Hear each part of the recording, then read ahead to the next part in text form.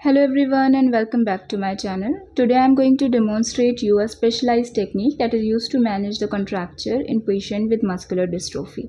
Basically इसे हम manual traction या ट्रैक्शन थेरेपी भी कहते हैं। ऐसे पेशेंट में जब बहुत ज़्यादा सीवियर कॉन्ट्रैक्चर डेवलप हो जाए लेग्स में इंक्लूडिंग काफ एंड हैमस्ट्रिंग जिसमें आप देख सकते हैं कि नी फ्लेक्शन में जा चुका है, फुट जो है वो इन्वर्टेड हो चुका है जिसे हम पेस कैविस कहते हैं, पेस कैविस डिफॉर्मिटी में जा चुका है।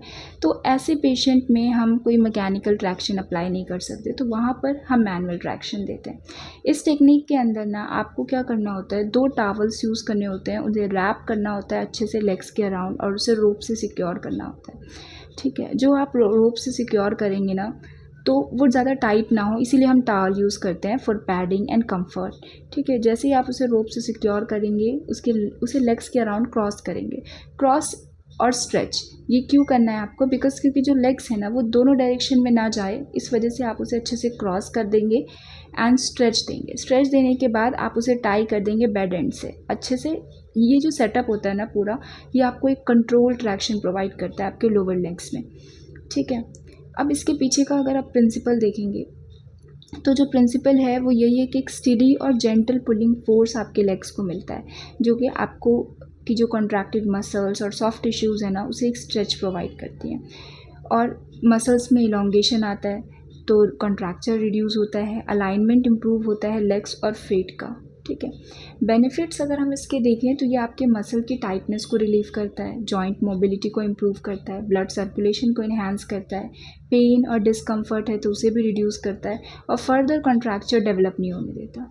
कुछ प्रिकॉशंस हैं जो आपको ध्यान रखने हैं, जैसे आपको प्रॉपर पैडिंग करनी है। क्योंकि इससे स्किन इरिटेशन ना हो जाए, उसे अवॉइड करने के लिए आपको अच्छे से पैडिंग करनी है।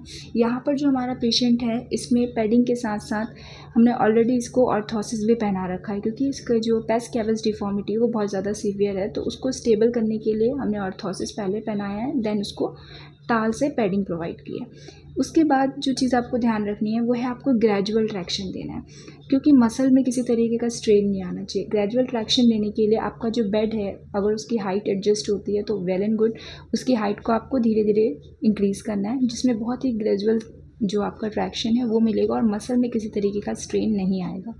पेशेंट को आप मॉनिटर करते रहें, 15, 20 या 30 to 40 मिनट्स तक भी ट्रैक्शन दिया जाता है, केस टू केस डिफ़र करता है।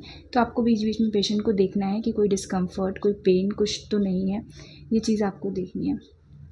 ओवरऑल देखें तो ये मैनुअल ट्रैक्शन टेक्निक जो होती है ये आप करेक्टली अप्लाई करेंगे तो सिग्निफिकेंट रिजल्ट्स दिखते हैं, कॉन्ट्रैक्चर्स बहुत अच्छे से मैनेज होते हैं, बहुत अच्छे से क्वालिटी ऑफ लाइफ इम्प्रूव होती है मस्कुलर डिस्ट्रोफिक पेशेंट की और विजिबल रिजल्ट्स आते हैं। Thank you.